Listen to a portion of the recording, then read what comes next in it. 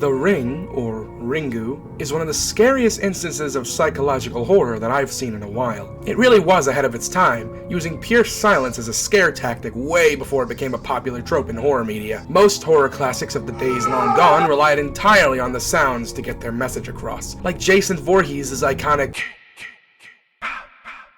and Michael Myers' very prominent. But for our girl Sadako here, all you need to hear before taking your final breath is the eerie whirring of static from a nearby TV. Over the years, however, Sadako as a concept dwindled into more or less of a joke.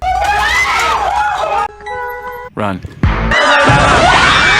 Some people find her to be really cute or really sexy, while a small portion of us Ringu fans still to this day see her as someone to be feared. Even the actress that played Sadako turned her into a pop star, as she posts very interesting photos frequently on her social media, displaying Sadako in different locations and situations. Now, this isn't a bad thing as time marches on, but I find it to be funny how her likeness is being treated these days. The age of CRT TVs and videotapes has completely died out, and something as simple as a girl with hair covering her face in a white cloak isn't really gonna scare the new age of people. And sadly, it seems that people are beginning to forget about her. It's like the manga Sadako at the End of the World by Koma Natsumi, but in real life.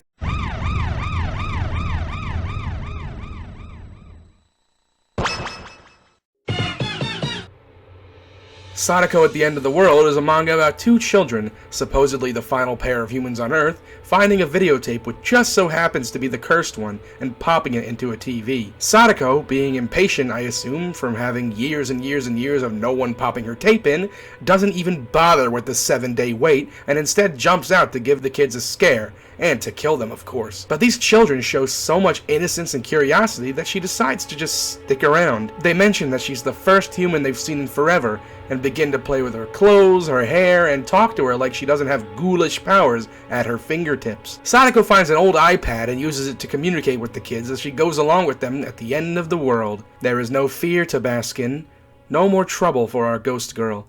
She can rest her restless soul. For a character bound by undying vengeance, unwillingly tossed into a well for her restless soul to continue haunting the planet forever, Sadako's legacy as a character will continue to be altered and change as time goes on, just like many other characters out there. As, especially nowadays, she's being seen more as a mute, shy hair ghost rather than a raging Onryo spirit, trapped in an eternal cycle of revenge. It's a strange way to go about it, since the creators/holders of the Ring franchise seem to be pushing the cutesier side of her as well. It's more marketable. There's nothing wrong with making a horror villain all cute and chibi and whatnot. It happens to like every single bad guy character ever. In recent times, the best horror-sided version of Sadako that I can think of is in Dead by Daylight. Dead by Daylight is an online, asymmetric, multiplayer survival horror game developed by Canadian studio Behavior Interactive. It's a 1 versus 4 game, which one player takes on the role of a killer and the other 4 play as survivors. The killer must impale each survivor on sacrificial hooks to appease a malevolent force known as the Entity, while the survivors have to avoid being caught and power up the exit gates by working together to fix 5 generators. There's your quick explanation, you clueless pieces of shit. In my opinion, Sadako is given a queen's treatment of scary representation in that game. When you buy her DLC pack, she not only comes with some cool little charms for your characters, but in 7 actual days after purchasing the DLC, a new intro cutscene is shown when you launch the game.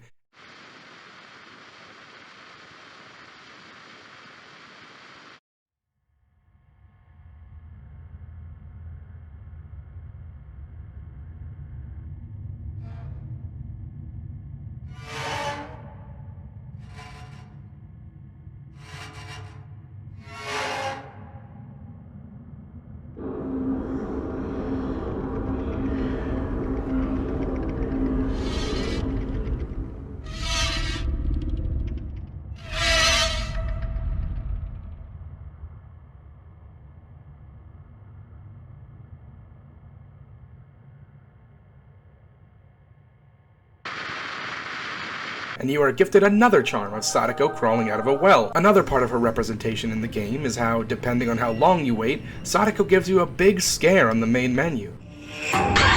I've fallen for this every single time flawlessly, and I don't see it ever not working. It's random, it's loud, and it's unexpected. It's what The Ring was going for originally, and how I much prefer to look at the series. The whole point of this video, and the entire underlying message as a whole, is that The Ring, and many other pieces of media nowadays, seem to be straying further and further away from their source material, and thus becoming something they're not. This could be at fault of the fans, creators, community, and whatnot. And I've mentioned time and time again, this is not necessarily a bad thing. It's not bad that people can find light in something as dark as The Ring, and instead make it something to enjoy rather than fear. This goes for all things fictional that we all love and care about. Video games, movies, TV shows, everything. A big takeaway from this is that everything at some point will have a parody, or a lighter take or version of something, or just a humorous way to look at something, just to get a laugh out of the world.